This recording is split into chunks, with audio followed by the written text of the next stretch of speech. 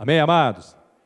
Filipenses 4:22, vamos ler juntos, nos diz a palavra de Deus: todos os santos vos saúdam, mas principalmente os que são da casa de César. Novamente, todos os santos vos saúdam, mas principalmente os que são da casa de César. Amém, amados? Os irmãos podem sentar-se. Irmãos, a carta aos Filipenses, aos amados irmãos de Filipos, é considerada a mais bela de todas as cartas escritas pelo apóstolo Paulo. Paulo rasga o coração nessa carta. O apóstolo Paulo recheia esta carta com sentimentos de amor, sentimentos de gratidão, de afeição pelos irmãos de Filipe e, por extensão, de afeição pela igreja, por todos aqueles que pertencem à família de Deus. As experiências que Paulo relata nessa carta, amados, movem os nossos corações, precisam mover os nossos corações. Filipos foi uma igreja fundada por Paulo, uns 14 anos depois do início do seu ministério. Foi em Filipos que ocorreu, amados, aquele grande milagre, quando o terremoto abalou os cárceres, e onde Paulo e Silas, junto com outros servos de Deus, foram libertados, sobrenaturalmente. Atos capítulo 16 fala desse mover sobrenatural, dessa operação poderosa de Deus. Paulo havia sido preso injustamente, acusado de difamar a religião judaica, acusado de impor aos judeus costumes gentios, sofrendo calúnias, perseguições. Foram apresentados pelos varões de Filipos aos magistrados, foram desnudados, foram açoitados, foram lançados na prisão. Mas diz a palavra, em Atos 16, que presos, acorrentados, perto da meia-noite, Paulo e Silas oravam e entoavam cânticos de louvor a Deus. Naquele momento, houve um grande terremoto, os alicerces do cárcere tremeram, foram destruídos, e todos os presos foram libertos. O carcereiro, conhecido como carcereiro de Filipos, a Bíblia não fala do nome dele, mas fala da experiência que teve. Ele ficou desesperado, acordou sobressaltado, e queria se matar, porque julgou que todos os presos tinham fugido, e Paulo disse para ele: não faça isso, nós estamos todos aqui. As portas do cárcere foram abertas, mas nós não saímos, estamos aqui. Mas olha o que é obediência à autoridade. Diz a palavra que esse carcereiro ficou atônito, tremente, e disse assim para Paulo: o que é necessário que eu faça para ser salvo? E Paulo disse a ele: crê no Senhor Jesus Cristo, e será salvo tu e a tua casa. O carcereiro o levou para sua casa, fizeram um culto no lar. O carcereiro convidou os vizinhos, a palavra foi ministrada, muitas vidas se renderam aos pés do Senhor, e naquela mesma noite, depois que o carcereiro lavou as feridas de Paulo, tirou todo o sangue que estava ainda no corpo dele pelos açoites, o carcereiro, sua família, alguns dos que estavam nesse culto foram batizados. Essa igreja foi fundada por Paulo, debaixo de perseguição, mas Paulo sempre nutriu pelos irmãos de Filipos, pelos filipenses, um grande amor. E foi a igreja que mais contribuiu com o ministério de Paulo. Então, quando ele escreve a carta aos filipenses, ele agradece essa contribuição, esse amor, esse cuidado que os filipenses tinham com ele e com o seu ministério. Esta carta tem como fundamento principal, uma característica predominante, amados, uma alegria genuína, uma alegria incondicional, que não depende das circunstâncias, porque é fundamentada em Cristo.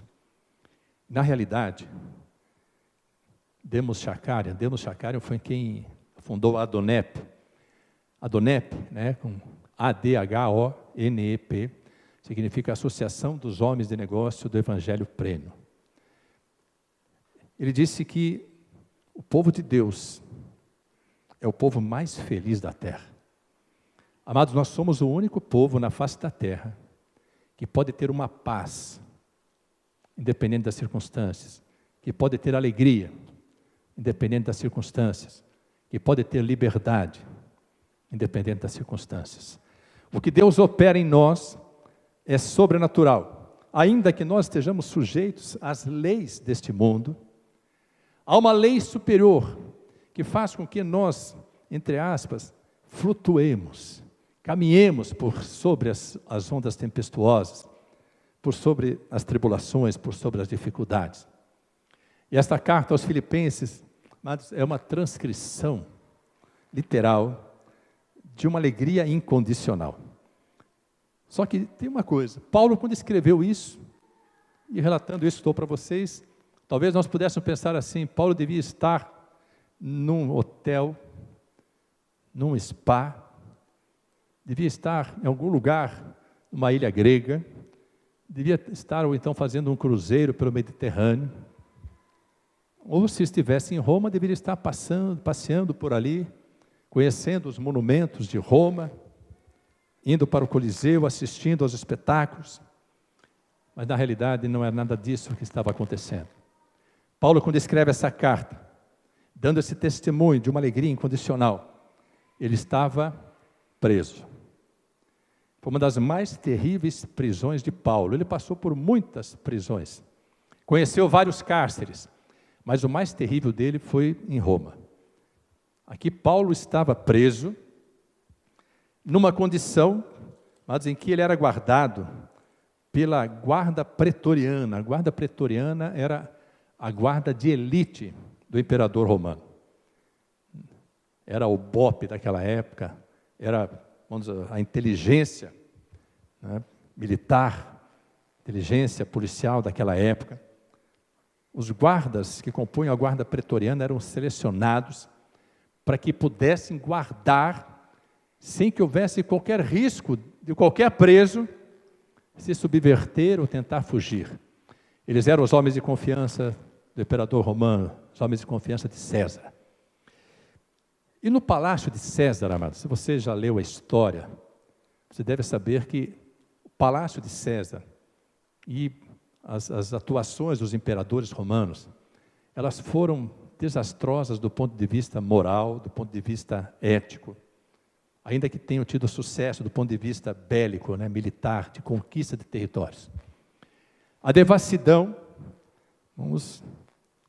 que havia no palácio de César, a corrupção que havia no palácio de César, luxúrias, orgias que havia no palácio de César, faziam com que todos aqueles que adentrassem o palácio fossem contaminados pelos espíritos malignos que dominavam aquele território.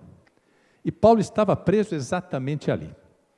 Mas para que nós possamos entender o fundamento desta carta, é preciso você acompanhar comigo a palavra, Filipenses capítulo 1, para os irmãos de Filipe, dizendo assim: Paulo e Timóteo, servos de Jesus Cristo, a todos os santos em Cristo Jesus que estão em Filipos, com os bispos e diáconos. A igreja já estava constituída. Graça a vós e paz da parte de Deus, nosso Pai, e da do Senhor Jesus Cristo. Dou graças a Deus todas as vezes que me lembro de vós, fazendo sempre com alegria a oração por vós em todas as minhas súplicas, pela vossa cooperação no Evangelho, desde o primeiro dia até agora. Tendo por certo isto mesmo, que aquele que em vós começou a boa obra, a aperfeiçoará até o dia de Jesus Cristo. Como tenho por justo sentir isso de vós, todos, porque vos retenho em meu coração, pois todos vós fostes participantes da minha graça, tanto nas minhas prisões, como na minha defesa e confirmação do Evangelho. Porque Deus me é testemunha das saudades que de todos vós tenho, e entranhável afeição de Jesus Cristo. E peço isto, que o vosso amor aumente mais e mais em ciência e em todo conhecimento, para que aproveis as coisas excelentes, para que sejais sinceros e sem escândalo algum até o dia de Cristo, cheios de fruto de justiça, que são por Jesus Cristo, para a glória e louvor de Deus.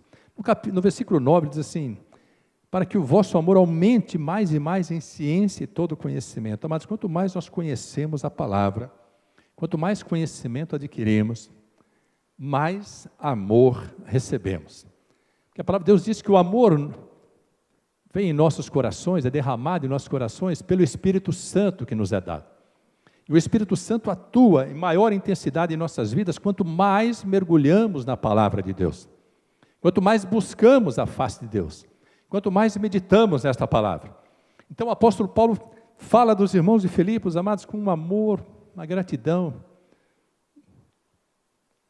que extrapolam a compreensão de muitos. E mesmo na prisão, ele estava ali ainda com o coração fervilhante, grato por esses amados irmãos. Nós podemos achar, amados, muitas vezes, que por servir a Deus, os caminhos que Ele prepara para nós deveriam ser caminhos aplainados, caminhos sem percalços, caminhadas sem tribulações, sem provas, sem aflições. Todavia, é difícil nós compreendermos os mistérios de Deus, porque como Deus permite que um homem igual a Paulo, que recebeu as maiores revelações da palavra de Deus, o maior pregador da palavra depois de Jesus Cristo, ele que não era discípulo, ele que não era apóstolo, que foi feito apóstolo por eleição direta do Senhor Jesus, assim como também os demais 11, ele fala de Jesus Cristo, do tesouro que recebeu ao conhecer o Senhor Jesus Cristo, relata nesta carta um pouco da sua vida, do seu testemunho, da sua trajetória, mas ele tem declarações que nos surpreendem quando tentamos compreender os propósitos de Deus. Por que Deus levaria um evangelista, um fundador de igrejas, um edificador de vidas, para o cárcere? Até o final deste culto, certamente você haverá de compreender por que Deus fazia isso com Paulo. Por que Deus permitiu que os grandes heróis da fé passassem por tantas provas e a maioria deles tivesse tido grandes experiências com Deus nos cárceres. Amados, no versículo 12 de Filipenses capítulo 1, Paulo diz assim: e quero, irmãos, que saibais que as coisas que me aconteceram contribuíram para maior proveito do Evangelho, de maneira que as minhas prisões em Cristo foram manifestas por toda a guarda pretoriana e por todos os demais lugares. E muitos dos irmãos do Senhor, tomando ânimo com as minhas prisões, ousam falar a palavra mais confiadamente, sem temor. Eu queria fazer um parênteses aqui para você entender que quando nós falamos hoje, nós constatamos hoje que algumas igrejas distorcem o Evangelho, ou pregam o Evangelho, não com o interesse do reino, mas com o interesse deste mundo, para atender até aos próprios interesses. O apóstolo Paulo já alertava dizendo assim, versículo 15, verdade é que também alguns pregam a Cristo por inveja e porfia, mas outros de boa mente, uns por amor, sabendo que fui posto para a defesa do Evangelho, mas outros, na verdade, anunciam a Cristo por contenção, não puramente, julgando acrescentar aflição às minhas prisões. Mas que importa? Contanto que Cristo seja anunciado de toda maneira, ou com fingimento ou em verdade, nisto me regozijo e me regozijarei ainda. Talvez nós venhamos a constatar tantas ministrações que fogem da verdade do Evangelho e que são trazidas, proclamadas, para que haja benefício próprio. Paulo já dizia, isso vai acontecer.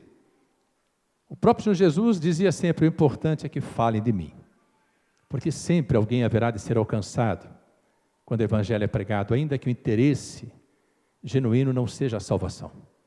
Porque ninguém pode controlar o que o Espírito Santo haverá de fazer com a palavra que flui do altar, ainda que a intenção do coração do pregador possa, desvirtuadamente, não ser genuína, pura, em consonância e harmonia com o Senhor. Quando a palavra é liberada, só o Espírito Santo de Deus sabe para que é que ela vai ser usada. E Deus diz assim que quando ela é liberada, ela não volta para ele vazia, mas prospera naquilo para que foi enviado. Então o apóstolo Paulo, amados, preso, ao invés de murmurar, ele ressalta que a prisão traz oportunidade de pregar. Em Filipenses capítulo 2, Paulo fala, de forma resumida, mas traz para nós a maior revelação de Cristo em relação à natureza divina de Jesus. Falando também da sua natureza humana e de que maneira ele pôde alcançar o poder que alcançou. Acompanhe comigo, Filipenses capítulo 2. Versículo 3 diz assim: nada façais por contenda ou por vanglória, mas por humildade. Cada um considere os outros superiores a si mesmo.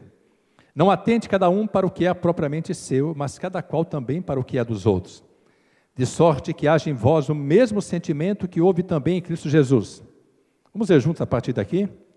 Que, sendo em forma de Deus, não teve por usurpação ser igual a Deus, mas aniquilou-se a si mesmo, tomando a forma de servo, fazendo-se semelhante aos homens. E achado na forma de homem, humilhou-se a si mesmo, sendo obediente até à morte e morte de cruz. Pelo que também Deus o exaltou soberanamente, e lhe deu um nome que é sobre todo nome, para que ao nome de Jesus se dobre todo o joelho dos que estão nos céus, e na terra, e debaixo da terra, e toda língua confesse que Jesus Cristo é o Senhor, para a glória de Deus Pai. Você pode dar uma glória a Deus. Amados, olha o evangelho resumido aqui. A manifestação do poder de Deus na vida de Jesus Cristo, que sendo em forma de Deus, não teve por usurpação ser igual a Deus, aniquilou-se a si mesmo, tomando a forma de homem, achado na forma de homem, fez semelhante aos servos, e achado na forma de servo, foi obediente até a morte e morte de cruz. Depois da sua obediência, da sua resignação, da sua renúncia, da sua entrega total, com a sua morte e a sua ressurreição, ele alcançou o nome, Deus o exaltou soberanamente, acima de tudo, como louvamos hoje, acima de todos. Ele deu um nome que é sobre todo nome. Não existe nome no universo maior que o nome de Jesus. O único poder do universo maior que o nome de Jesus é a palavra de Deus, porque ela é o próprio Jesus. Deus exaltou a sua palavra acima do seu próprio nome. Então, amados, Paulo revela a soberania de Cristo. Paulo fala da sua pré-existência, da sua exaltação. Paulo começa a revelar para os irmãos de Filipos, talvez muita coisa que ele já tivesse dito pessoalmente, mas porque Deus teria o propósito dessa carta, porque isso precisava ficar registrado, porque se Paulo tivesse apenas pregado, só saberia isso quem ouviu a pregação. No capítulo 3 de Filipenses, Paulo demonstra, amados, que a verdadeira riqueza da vida está em conhecer Jesus Cristo e prosseguir para o alvo. Eu confesso para os irmãos que uma das partes mais difíceis da caminhada com Cristo é nós compreendermos que as verdadeiras riquezas que podemos adquirir neste mundo não são adquiridas com dinheiro. As riquezas genuínas, que ninguém pode nos tirar, não são adquiridas com dinheiro. O próprio Senhor Jesus nos ensina dizendo assim: não ajunteis tesouros na terra, onde a ferrugem e a traça consomem, mas ajuntai tesouros no céu, onde ladrões não roubam, a ferrugem não consome, as traças não destroem. E fala também que, pelo valor que nós damos às coisas, sejam as coisas do mundo, as coisas de Deus, as coisas materiais, as coisas espirituais, pelo valor que nós damos, Deus já sabe onde está o nosso coração. Jesus diz assim: onde estiver o teu tesouro, aí estará também o teu coração. Então o apóstolo Paulo traz, amados, assim, um testemunho de uma vida. O apóstolo Paulo, que tinha dupla cidadania, era um cidadão israelita, cidadão judeu e um cidadão italiano. O apóstolo Paulo, que era um poliglota, falava várias línguas, um acadêmico, um judeu irrepreensível do ponto de vista da lei, que foi criado aos pés de Gamaliel, que foi o maior mestre da lei que já esteve em Israel. Mas ele começa a escrever para os irmãos de Filipos para que eles pudessem despertar, para que eles pudessem acordar, para saber de fato quais são as verdadeiras riquezas deste mundo. No capítulo 3 ele começa a dizer assim, versículo 4, ainda que também podia confiar na carne, se algum outro cuida que pode confiar na carne, ainda mais eu, circuncidado ao 8º dia, da linhagem de Israel, da tribo de Benjamim, hebreu de hebreus, segundo a lei fui fariseu, segundo o zelo perseguidor da igreja, segundo a justiça que há na lei irrepreensível. Judeu, nota 10. Mas o que para mim era ganho, reputei-o perda por Cristo. E na verdade tenho também por perda todas as coisas, pela excelência do conhecimento de Cristo Jesus, meu Senhor, pelo qual sofri a perda de todas estas coisas e as considero como esterco, para que possa ganhar a Cristo. Então, irmãos, quando Paulo conheceu a Cristo, ele inverteu a ordem natural das coisas, inverteu a ordem natural da matemática, a ordem natural da contabilidade, dizendo assim que tudo aquilo que ele perdeu, ele passou a considerar verdadeiramente lucro, por ter conhecido a Cristo. Ele disse assim, vocês não têm noção de quanto eu perdi, mas tudo aquilo que eu perdi se tornou em mim, para mim, lucro, pela excelência do conhecimento de Cristo. Trouxe um relato da sua vida, do seu testemunho, escrevendo essa carta, amados, assim, numa profundidade, num poder de revelação de Deus, para alcançar vidas, e ainda hoje vidas são alcançadas pelo poder desta carta, com a qual Paulo presenteou a igreja de Filipos, está presenteando hoje a igreja de Votorantim. Essa carta mudou a minha vida, no início da caminhada. Eu pude entender os propósitos de Deus, em meio a difíceis travessias do deserto. E precisei entender e compreender com a força e o poder da moedura, que existem coisas que Deus permite que nos aconteçam, as quais nós não compreendemos, mas precisamos admitir, se continuarmos prosseguindo, que todas elas atendem a um propósito infalível, imutável e soberano do Senhor. Eu queria que você pudesse compreender, não importa, não interessa o que quer que esteja acontecendo com você, com o seu casamento, com a sua família, com o seu trabalho, com os seus negócios. Se você estiver firmado na palavra, tudo isso que parece negativo, ruim, que pode causar prejuízo, causar danos, que pode causar muita tristeza e às vezes um pouco de desesperança, tudo isso, se você permanecer firmado, Deus transformará em bem, em bênçãos, em vitória para a tua vida, para o teu casamento, para a tua família, para o teu trabalho, para os teus negócios. Quando creem, glorifica a Deus. Nós muitas vezes não compreendemos o operar de Deus, mas Paulo continua dizendo assim, amados, versículo 12, não que já tenha alcançado, falando da salvação, que seja perfeito, mas prossigo para alcançar aquilo para o que fui também preso por Cristo Jesus. Irmãos, quanto a mim, não julgo que o haja alcançado, mas uma coisa faço, e é que, leia comigo, esquecendo-me das coisas que atrás ficam, e avançando para as que estão diante de mim, prossigo para o alvo, pelo prêmio da soberana vocação em Cristo Jesus. Amém, amados? Parar de olhar para trás. Irmãos, quantos de nós ainda vivemos chorando o leite derramado? Quantos de nós ainda vivemos, amados, lembrando do tempo em que nós não conhecíamos a Cristo, ou conhecíamos apenas de ouvir falar, estávamos apenas iniciando a caminhada, e nos portamos como aqueles que haviam sido tirados do Egito. Os judeus, os israelitas que foram tirados do Egito, e no deserto diziam assim, ai, que saudade do Egito. Nós éramos escravos, mas tínhamos comida, tínhamos carne na panela, comíamos alhos silvestres, pepinos, trabalhavam por comida, mas tinha aquela nostalgia, porque não sabiam para onde estavam indo, não compreendiam os propósitos de Deus, e começavam a murmurar, começavam a reclamar, lembrando dos tempos de outrora, quando eram escravos.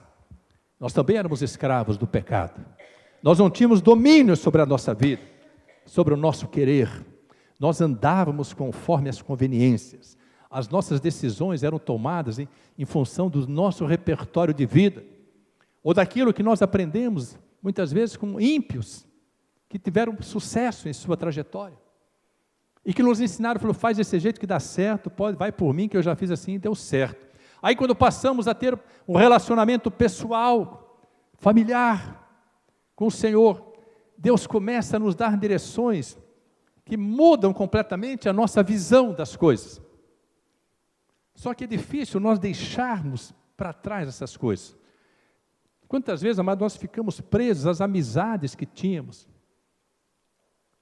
Eu sei que não é fácil nós convidarmos os nossos amigos para receberem a palavra. Eles querem estar conosco em qualquer lugar, menos na igreja. Eles querem estar conosco em qualquer lugar, menos num pequeno grupo. Eles querem passear conosco, viajar conosco, jantar conosco, comer churrasco conosco, se divertir conosco, querem nos envolver nos compromissos deles, que muitas vezes nós valorizamos mais do que os compromissos de Deus. Mas quando nós falamos que assim, você precisa conhecer quem eu conheço, você precisa ter um relacionamento com Jesus, sabe o que eles fazem? Vazam. Nós ficamos esperando, eles não vêm. Nós ficamos orando, eles não vêm, mas eu quero dizer para você, não pare de orar, não desanime. Você pode até parar de falar, porque às vezes está jogando pérolas aos porcos. Mas venha de terça-feira no culto de oração. Coloque essas vidas no altar. Assim como nós intercedemos pelos enfermos, vamos interceder por aqueles que ainda não conhecem a Cristo. Vamos orar para que eles sejam alcançados. Coloque o nome deles no livro, dessas vidas no livro de oração. Persevere em oração. Persevere. Mas a maioria dos grandes heróis da fé foram alcançados porque tinha alguém orando por eles. Timóteo, Paulo disse que ele foi alcançado porque a família dele orava por ele. Paulo era perseguidor da igreja, foi alcançado de uma forma sobrenatural, ninguém acreditava que ele havia se convertido. Eu tenho certeza, se você continuar orando, um dia você vai ser surpreendido, você vai entrar aqui e vai ter que passar o nome da pessoa que você convidou, dizendo assim, glória a Deus, ela veio para a igreja. Glória a Deus. Sei que Deus vai fazer a obra e completar a boa obra que já iniciou. Então o apóstolo Paulo diz assim, nós temos que parar de olhar para trás, ficar lamentando o que já se passou. Muitas vezes nós ficamos aí aprisionados com as coisas do passado e muitas vezes aprisionados a emoções que nos destroem, que nos fragilizam. Há que haver uma renovação. Deus não faz obra pela metade. Ele não restaura um casamento para depois o casamento fracassar, a não ser que os cônjuges não permaneçam firmados na presença de Deus. Ele não restaura uma família para que essa família seja destruída depois. Ele não alcança uma vida para que essa vida volte aos tempos anteriores. Quando Ele nos separa como ovelhas, Ele faz uma obra definitiva.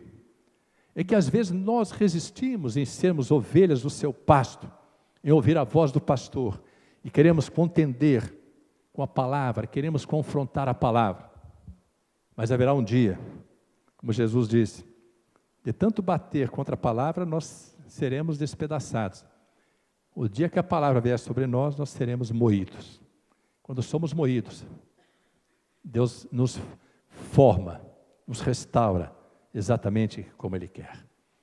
No capítulo 4, Paulo nos traz uma lição, um cântico de gratidão a Deus. Paulo nos ensina a lei do contentamento. Eu não sei se você conhece essa lei, mas eu quero dizer para você, o dia que você conhecer essa lei, Deus vai mudar a sua história. Alegra-te com o que tens, deleita-te no Senhor, e Ele concederá o que deseja o teu coração. Ser fiel no pouco, porque Deus te colocará no muito. A palavra de Deus é tão clara, que tem coisas que para compreender nós nem precisamos ser espirituais, precisamos apenas interpretar o texto. Aí Paulo diz assim para os irmãos de Filipos, capítulo 4,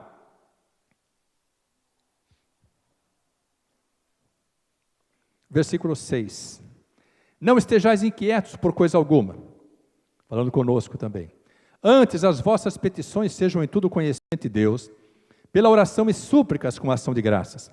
E a paz de Deus, que excede todo entendimento, guardará os vossos corações e os vossos sentimentos em Cristo Jesus.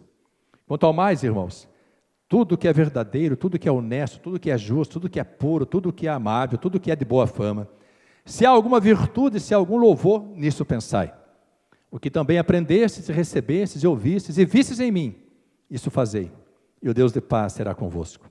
Ora, muito me regozijei no Senhor por finalmente reviver a vossa lembrança de mim, pois já vos tinhas lembrado, mas não tinhas tido oportunidade de levar ofertas para Paulo, de abençoar o ministério dele. Olha agora, não digo isto como por necessidade, vamos ver juntos? Porque já aprendi a contentar-me com o que tenho. Vamos ver de novo? Porque já aprendi a contentar-me com o que tenho. Continuando, sei estar abatido e sei também ter abundância. Em toda maneira, em todas as coisas, estou instruído. Segura aqui, onde que você aprende? Onde que você é instruído? Sabe onde? Na escola bíblica dominical. Esse é o lugar da instrução. Escola bíblica, hoje foi maravilhosa a escola bíblica dominical. É o lugar da instrução, é o lugar do conhecimento, é o lugar da transformação. Se nós pegarmos esse texto que estamos ministrando hoje aqui em 40 minutos, 45 minutos, sabe o que vai acontecer? Nós ficamos 6 meses estudando isso na escola bíblica. Entender o poder do contentamento muda a história das nossas vidas. Então ele continua assim, estou instruído porque foi ensinado, quem o ensinou foi o Espírito Santo de Deus. Tanto a ter fartura como a ter fome, tanto a ter abundância como a padecer necessidade. Leia comigo agora. Posso todas as coisas naquele que me fortalece. Você pode glorificar a Deus. Mas olha que carta gloriosa que Paulo escreve para os irmãos de Filipos. Mas eu quero dizer para você que o grande propósito de Deus é fazer com que essa palavra ela não apenas transforme a nossa vida, mas transforme a vida de quem está ao nosso redor, daqueles que são próximos. E aí eu quero falar para você sobre esse mistério do poder do Evangelho para alcançar vidas através de um testemunho vivo. O que Paulo trazia aqui era um testemunho vivo. Há uma particularidade, que se você ler com atenção as cartas de Paulo, você vai perceber o seguinte, Paulo tinha um problema. A Bíblia não deixa explícito, claro, qual era o problema, mas eu particularmente creio que Paulo tinha um problema na mão. Paulo não conseguia escrever, ele tem algum problema congênito na mão, que ele chama de espinho na carne, porque ele curava todos, mas não alcançava a própria cura. Mas Deus sabia o que estava fazendo, tanto que ele diz assim, que ele orou 3 vezes pedindo para Deus, Paulo orando 3 vezes, pedindo para Deus, para curar aquilo, tirar o espinho da carne. Sabe o que Deus falou para ele? Para de orar, eu não vou tirar, porque a minha graça te basta. Minha graça te basta. Então Paulo, servo do Deus Altíssimo, ele começava a relatar a alegria real por servir a Cristo e padecer por amor a Cristo. Dá para entender isso, amado? Toda a alegria dele, todo esse cântico de vitória da carta aos Filipenses, ele estava numa prisão, acorrentado, guardado pela elite da guarda romana, mas trazendo uma palavra para os irmãos de Filipos, que nós que temos liberdade, às vezes não temos coragem, nem motivação, nem disposição, nem entusiasmo para escrever uma mensagem, seja do WhatsApp, um e-mail, para alguém que precisa de uma palavra como essa. Às vezes não temos nem coragem, nem disposição para falar para aqueles que estão perecendo ao nosso redor, e muitos desses que estão perecendo sentam conosco à mesa, estão junto conosco no Dia das Mães, estão junto conosco em reuniões familiares, em aniversários, pessoas que nós só veremos enquanto estivermos aqui, porque quando nós morrermos, nós nunca mais os veremos se eles não forem alcançados por Cristo. Olha a responsabilidade que nós temos, de levar essa palavra de salvação, de resgate. Paulo, amados, eu creio, não conseguindo escrever, Deus fazia com que ele ditasse as cartas. Eu queria que você acompanhasse comigo, ó, em 1 Coríntios 16, 21. Vamos em 1 Coríntios 16, 21. Só para você não dizer que eu estou falando partiu de mim isso aqui, né, mano?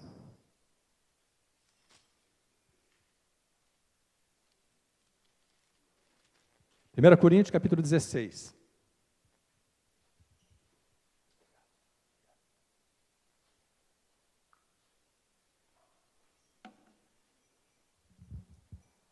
Aquele que der um copo de água fria a um profeta, receberá galardão de profeta, diz a palavra de Deus.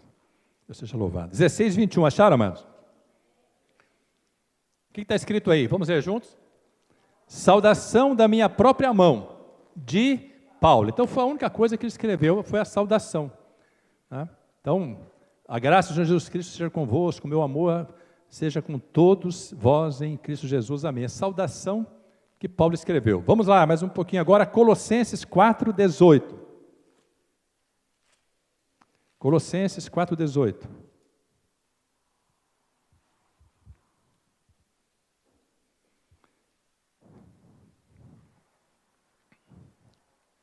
Acharam?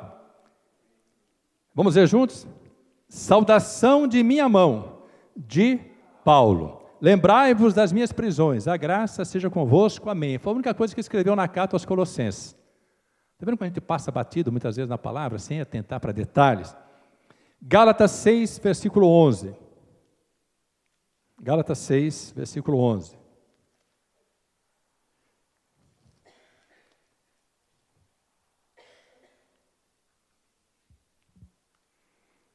Isso aqui que me traz a convicção de que ele tinha um problema muito sério na mão. Vamos ler juntos? Vede com que grandes letras vos escrevi por minha mão. Você já viu alguém que tem dificuldade em escrever, que faz, vamos dizer assim, desenha letra? Então, quem é aqui do tempo da caligrafia? Ninguém? Quem é do tempo da caligrafia? Nós tínhamos aquelas linhas, nós tínhamos que seguir aquelas linhas. Eu sei que tem muita gente da minha geração aqui, não? Então, tem aquelas linhas, nós tínhamos que escrever, e às vezes, irmãos, era um sacrifício escrever, né? Mas aquilo era um esforço necessário para que as pessoas pudessem entender a nossa letra, inclusive nós mesmos, né? Então, a caligrafia, Paulo fala assim, vede com que grandes letras eu escrevo, porque ele tinha dificuldade. Então, vamos supor que ele pegasse a caneta com a mão mirrada, por exemplo, então ele ia desenhando, falou, isso aqui sou eu que estou escrevendo. Então, a gente vai tirando conclusão, amados, que nos permite, né, crer que o espinho na carne que ele tinha era exatamente esse. Vamos agora, mais uma aí. 2 Tessalonicenses, pode procurar na sua Bíblia que tem, 2 Tessalonicenses. Capítulo 3.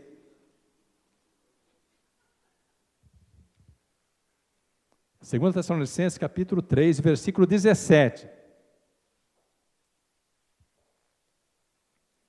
Amém?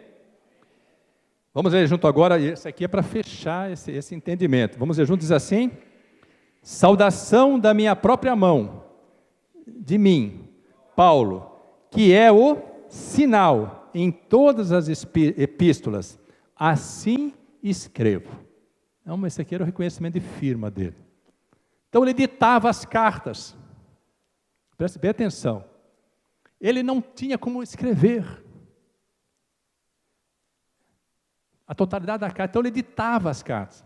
Agora eu queria que você se imaginasse agora, preste atenção, se coloque agora no lugar da guarda pretoriana, dos carcereiros que guardavam Paulo nas prisões, tanto o carcereiro de Filipos que viu ali Paulo e Silas louvando a Deus, quanto esses que estavam ali guardando Paulo na prisão em Roma, e ouviram Paulo ditando a carta a Timóteo, e Paulo começou a falar das grandezas de Cristo, Paulo começa a falar do poder de Jesus Cristo, falar da vida dele, dando testemunho, diz assim, minha vida foi transformada quando eu conheci a Cristo, as coisas que eu reputava como preciosas, como valiosas, deixaram de ter valor para mim, quando eu passei a conhecer a Cristo. Aqueles guardas, os carcereiros que nunca haviam ouvido falar de Jesus, e só ouviam falar que Jesus era um perigo e que deviam prender e matar todos os que seguissem a Cristo, começam a ser bombardeados pela voz de Paulo, pela ministração de Paulo, enquanto ele ditava as cartas. Eu acredito, amados, que tanto Silas, quanto Timóteo, quanto outros servos de Paulo ali, ele tinha um problema de audição, e Paulo precisava falar alto para eles escreverem. E aquilo começava a reverberar. Reverberar é quando você tira uma pedra no lago, no meio do lago, assim, e a água vai fazendo aquele círculo. Então ela começa do meio e alcança até a beira do lago. Quem já viu essa experiência de jogar uma pedra e ver assim essas ondas, esse círculo? É coisa maravilhosa. Esse reverberar da palavra de Deus é quando nós começamos a falar, temos a impressão de que ninguém está nos ouvindo, mas a palavra começa a reverberar, reverberar, reverberar. Daqui a pouco ela alcança os que estão contigo à mesa, alcança os que estão dentro da tua casa, alcança os que estão na sua vizinhança, alcança a sua família, alcança a sua parentela, alcança os seus colegas de trabalho, alcançam os seus sócios no trabalho, alcançam vidas que se aproximam de você. Sabe por quê? Porque você começa a falar, como Paulo falava, do poder de Jesus Cristo, do amor que ultrapassa o nosso conhecimento, da paz que excede a nossa compreensão. E Paulo ia dizendo: não andeis ansiosos por coisa alguma, mas creio no poder da oração. Vocês precisam saber que Jesus Cristo alcançou um nome que é sobre todo nome, e aqueles guardas romanos que só ouviam falar de idolatria, que só ouviam falar de César, para eles o poder era César, não tinha nome maior que César. Ouviram Paulo dizer assim: Deus exaltou soberanamente, Ele deu um nome que é sobre todo nome, para que ao nome de Jesus se dobre todo o joelho dos que estão nos céus, na terra, incluindo César, e debaixo da terra. E Paulo começava a ditar, falar, e aqueles homens iam ouvindo, e eu creio que em determinado momento, eles passaram a conhecer Jesus. Os carcereiros se converteram, porque Paulo ditou essa carta em voz alta. Eles disseram: Paulo, irmão Paulo, manda uma saudação para os irmãos de Filipos em nosso nome. Queria que você pudesse glorificar a Deus nesse momento, amado, porque a manifestação do poder de Deus é tremenda. Se Deus colocar você no lugar, você pode achar que Deus não tem nenhum propósito, mas se você estiver em sintonia com Deus, onde Deus colocar você, Deus vai alcançar aqueles que estão ao seu redor. Mas você não vai ditar carta, você será uma carta viva. O seu testemunho de vida, os seus procedimentos, as suas atitudes, o seu relacionamento com Deus haverão de impactar as vidas que estiveram ao seu redor. Eu queria que você pudesse compreender 3 verdades absolutas que esse versículo 22 nos permite compreender. No lugar onde há trevas, um fósforo aceso não nos permite tropeçar. Se você estiver no lugar onde só hajam trevas, vidas que ainda não conhecem a Deus, a sua vida será luz a resplandecer nas trevas. Segunda verdade: não há limites para o poderoso operar de Deus. Se você tem orado por alguma vida e tem dito assim: não tem jeito, tem 2 possibilidades. Se você não acredita, pare de orar. Terceiro ponto: Deus não tem lata de lixo. Amém, amados? Sabe aquela pessoa que você diz assim: não tem jeito? Quantas vidas você já olhou para elas e disse assim: ó, não tem jeito, não tem conserto, desisto. Essa vida nem Jesus transforma. Muitos de nós já fomos jogados dessa forma. Mas quando nós cremos no poder de Deus, e isso os guardas pretorianos podem nos dizer, Deus começa a operar. Pega do lixo, pega do monturo, começa a operar na vida e vai tirando os pecados, as imundícias, a soberba, a presunção, o orgulho, a vaidade, a prepotência, a autoconfiança, a confiança no poder do homem, a desconfiança das coisas de Deus, vai quebrantando, vai mudando, as vidas começam a ficar um pouco ainda amassadas, mas Deus vai operando, o Espírito Santo vai agindo, vai tocando as vidas. Passa um tempo, e aquela vida que você jogou no lixo, você encontra com ela desse jeito novamente. Você pode glorificar a Deus. Nós não podemos desistir. Essa carta nos ensina que se havia santos na casa de César, pode haver santos em qualquer lugar do mundo, porque não existiu nenhum lugar de maior corrupção, de maior devassidão moral, de mais pecados que os palácios de Roma. Mas quando Deus enviou para lá um servo levando luz, as vidas se transformaram dessa forma. Coloque-se em pé na presença do Senhor, que esse é o poder de Deus que opera e transforma